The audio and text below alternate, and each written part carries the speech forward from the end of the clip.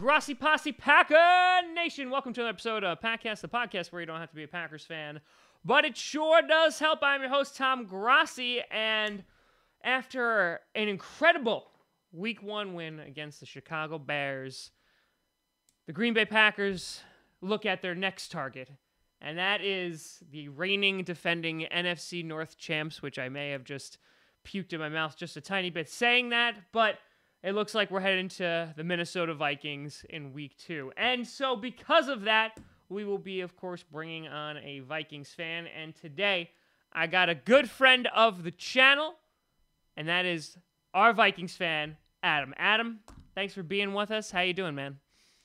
I'm doing great. How are you? I'm doing wonderful. I mean, listen, I got to say, I didn't know if I was going to be talking to you, if we were going to have a winning record. It was a little bit of a close call there on Sunday, and the only thing I'm hoping for now is Aaron Rodgers is good to go, healthy for our Week 2 matchup, because I want to see both these teams at full strength. No, yeah, I do too. I definitely want to see both teams at full strength, and I want to see a good matchup here. Yeah, and I mean, I think obviously, our date later in the season is a primetime game. I mean, just looking at the card and looking at the previous Vikings-Packers matchups, when Rodgers is actually playing, they've been great games. So, I mean, this is definitely one that I've had circled for a while. For the Packers, it's all about getting that beautiful, beautiful revenge. And then for you guys, I would think it's more about making a statement of saying, this is our time now. Yes, this is definitely our time. And, last year wasn't, we didn't accomplish our goal of making the Super Bowl in our own stand, but, I'm okay with that. And today, I mean, this season is definitely our season where we will sweep the Green Bay Packers. Ooh. And, sweep the Green Bay Packers and then, just dominate the NFC and then hopefully beat the Patriots in the Super Bowl. Well, you know what? It's funny. It's funny that you say that because there was a part that we definitely agreed upon, and you said that you didn't make the Super Bowl and you were okay with that. I was very okay with that as well. I think that was after a terrible season last year. That was probably the highlight of my season, that I didn't have to watch the Vikings play a Super Bowl in their own stadium, because I don't think I would have ever heard the end of it from your fan base. Oh, no, you would never heard the end of it. And, wow. I mean, so you think about it, just taking a look at last season real quick. So you lose your quarterback, you lose your running back. In the beginning of the season, it ain't looking too good. But that defense just carries you to victory. And, Case Keenum, during the regular season and against the Saints, he played pretty damn well.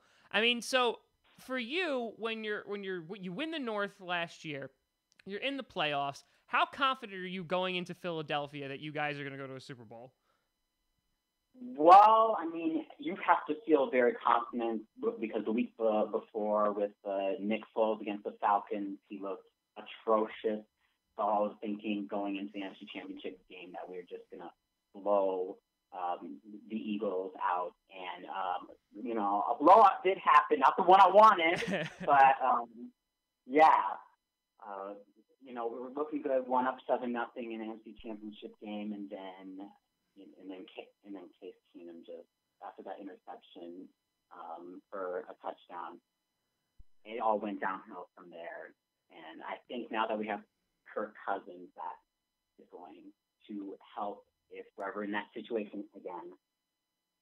Yeah, you kind of addressed, I would argue, one of the primary weak links of the Vikings, because I feel like you guys have been there for a while now, in which you just needed a steady quarterback, because the last one that you had was Brett Favre, and he was that missing piece, because you had Adrian Peterson, you had the threats, and then it kind of fell off again.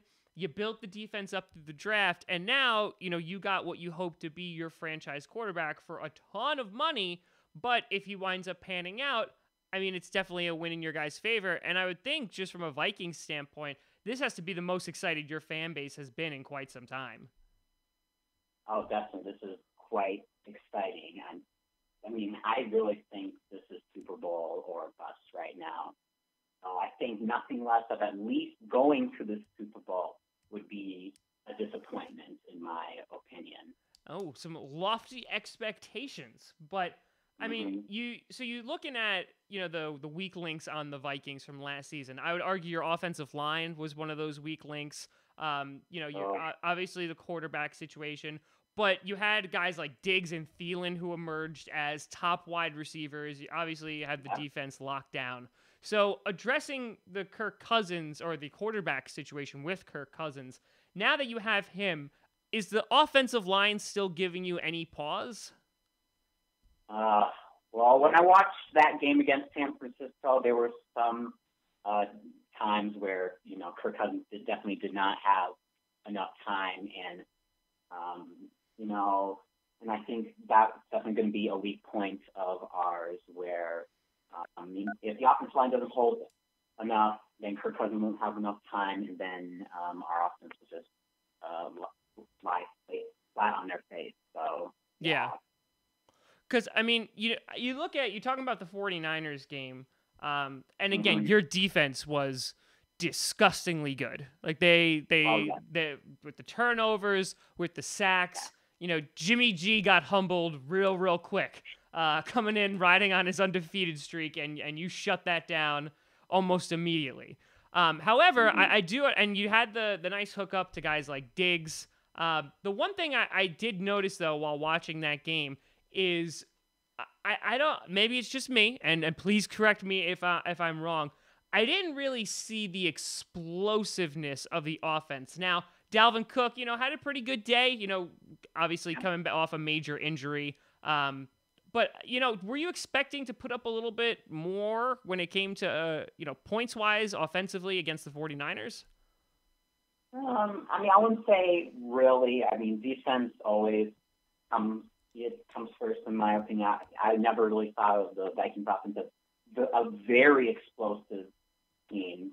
So, but as long as we score around that 20 or more points, and our defense plays the way they're doing right now, it doesn't matter. So, I'm not expecting too much of, an explosive offense. So you're kind of the mentality of, all right, listen, we'll go out there, we'll put up 20 points, and then other offenses won't be able to keep up. So, as long as as the defense is able to stifle them, we'll be totally good.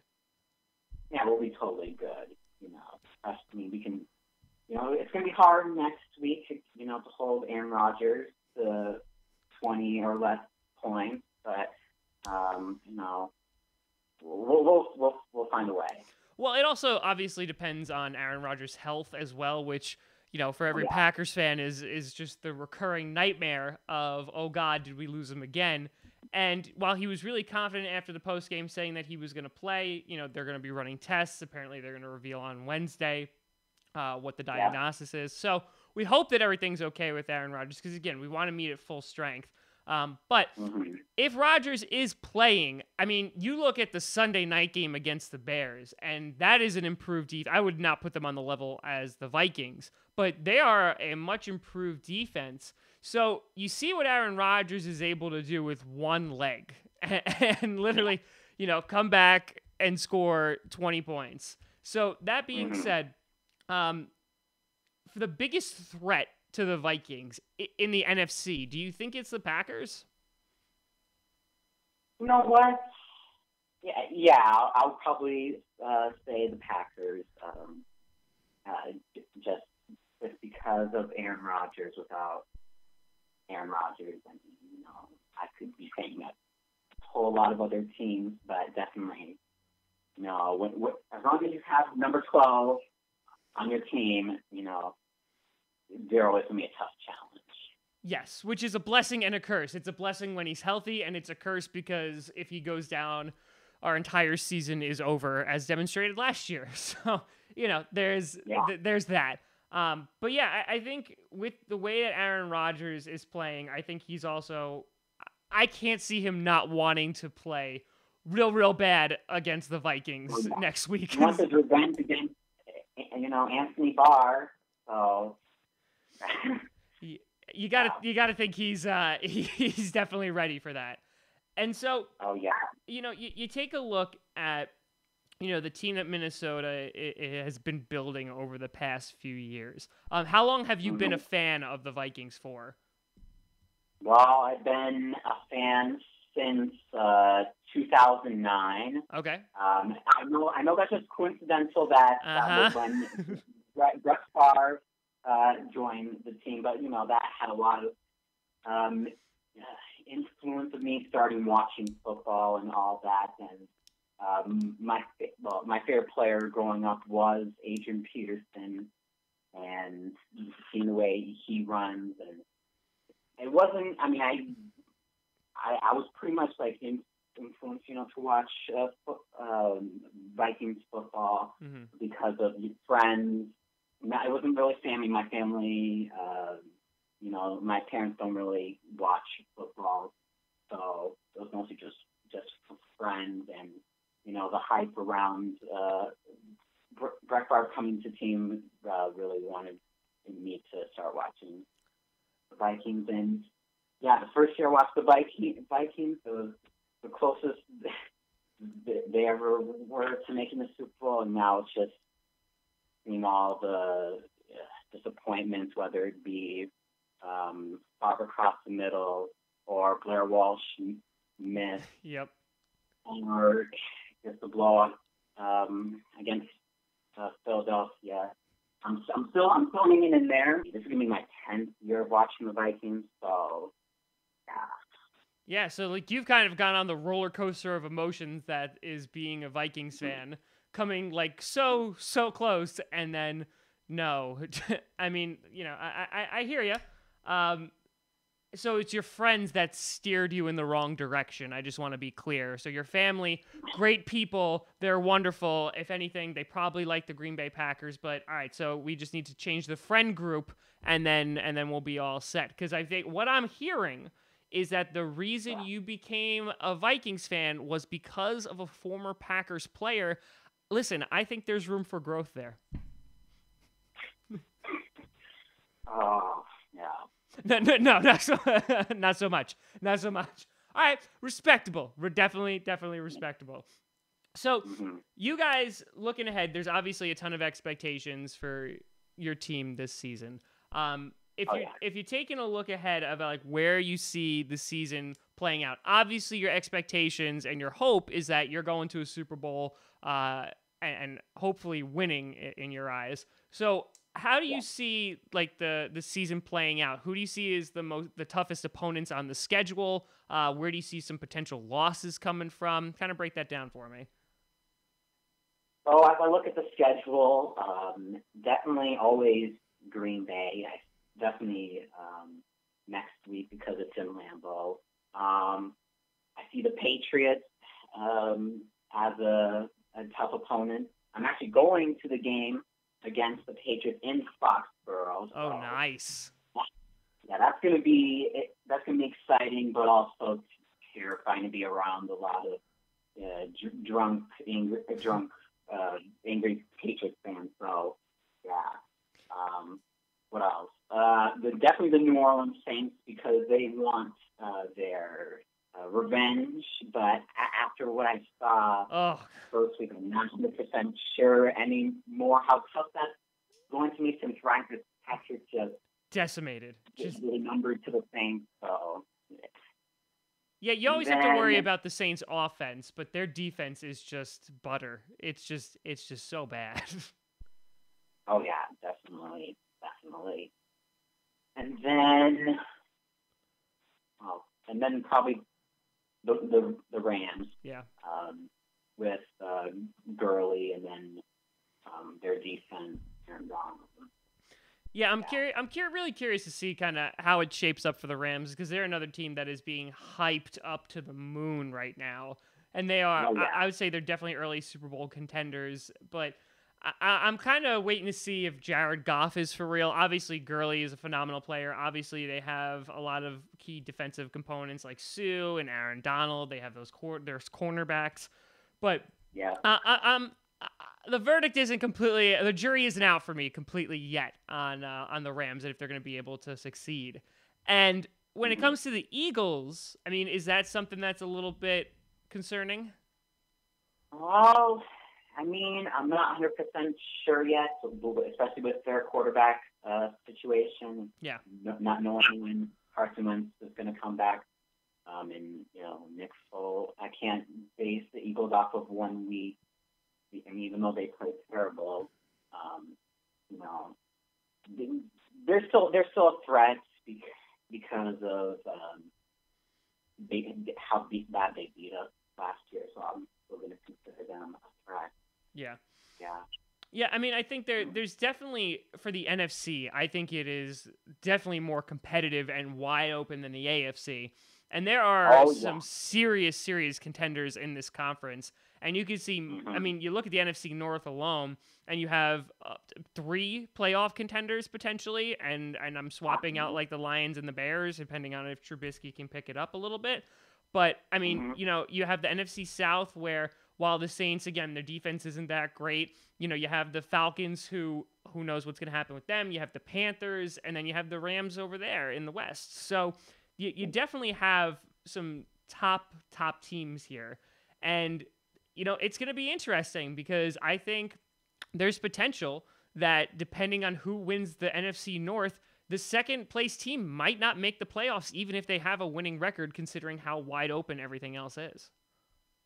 Oh, definitely. I mean, you could see, 11 and 11-5 team that doesn't make the playoffs, and I definitely can see both of our teams getting to at least 11 wins, and maybe one of us doesn't make the playoffs, and hopefully that's the Packers. But definitely a lot of good teams, as you said. Packers, Vikings. Falcons, Panthers. And then whoever decides to learn how to play out of the NFC East. I totally forgot about them because they are that forgettable. So, yeah, whoever decides to, win that division, maybe the Eagles, we'll kind of see with that. Yeah, I'll just give it to the Eagles. I don't know. And then it's going to be either Eagles or Giants, in my opinion. But I'm sort of leaning toward Eagles since they're the defending Super Bowl champions. Yeah, the Giants didn't look too terrible against the Jaguars, who obviously have a great defense. But, I mean, the Cowboys, they just looked atrocious yesterday. They cannot get anything going on offense even. And it's just, it's sad. Well, not that sad, but it's sad to watch. So, that being said, real quick, there is something else I want to bring up before we get into Sunday's game predictions. And that is the issue of Teddy Bridgewater. So Teddy Bridgewater, who at one point was drafted to be the franchise guy for Minnesota, obviously sustains a crushing injury, works his way back from injury, stops over at the Jets, plays well during the preseason, and eventually lands himself over in New Orleans. And I'm kind of just curious to see what your take on the whole Teddy Bridgewater saga is, because there are a lot of Vikings fans that really, really like Teddy, that wanted to see his career continue in Minnesota, that he had a ton of potential. And I'm just curious to see where you fall on that side of the argument. Well, we did invest a lot in Kirk Cousins. So, I have more trust in Kirk Cousins than I would have had in Teddy Bridgewater. I wish Teddy Bridgewater would have stayed with the Jets in the AFC, so we don't have to. So it's not a tough or emotional one if we ever have to play him. But now that he's with the Saints, Drew Brees is probably going to retire in maybe 3 years or so. So I can see Teddy Bridgewater, starting for the Saints hopefully. So, I think I see, I want him to do good, just not against us. Yeah. Because I mean, like he kind of fit that mentality that you built your draft. I mean, that you built your defense around through the draft, right? Like he was a draft QB. You know, he showed a lot of promise before that, and then you kind of just went the complete opposite direction. And I feel like, and correct me if I'm wrong, you said it earlier as well. Like, I feel like the Vikings are really pushing for it. We lock down our guys. We have them for several years. This is our window. We need to do everything we possibly can to go and win a Super Bowl. Yeah. As I said before, this is Super Bowl or bust. You know, we have a window right now, and we don't know when that window is going to end. So locking up our guys and just making sure, we have our defense, make sure locking up those defensive players. Yeah. Right now, was definitely number one priority. And then just making sure that,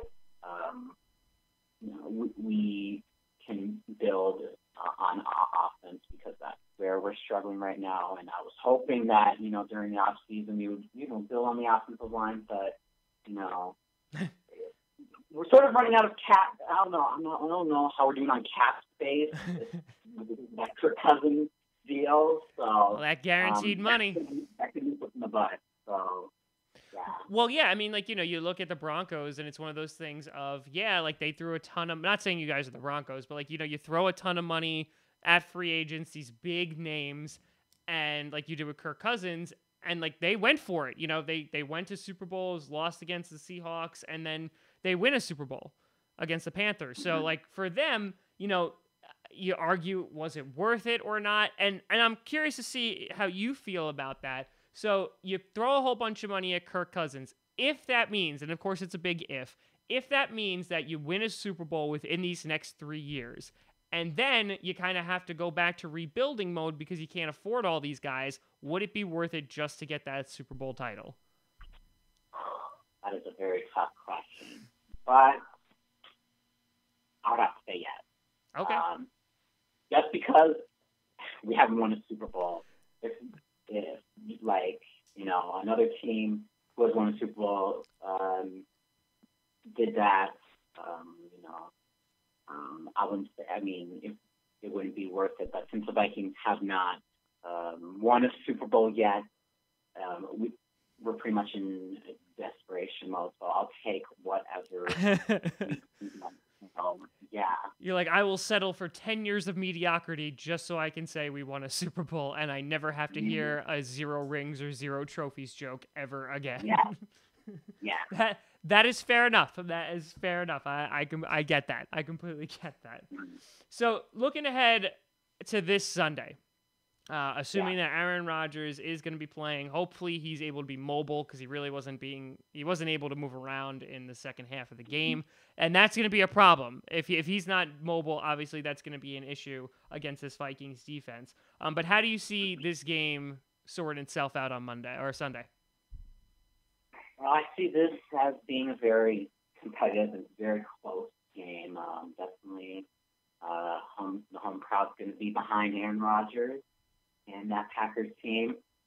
But in the end, definitely the Vikings are going to win this game. I think they're going to win, I'm going to say like 24-21. Ooh. 24-21. And it's going to be a defensive stop. Aaron Rodgers is going to try to go down the field and get a game-winning touchdown, but Anthony Barr is going to stop him on. Oh God! Listen, I will not allow you to spread this propaganda garbage on my show. God! That was terrible. That is literally like a nightmare. Yeah.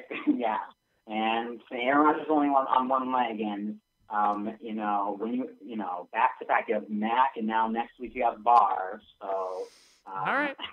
Listen, I appreciate the confidence, because when the Packers win, it will just feel all that better to kind of make sure that you know Daddy's home and we put the Vikings back in their place,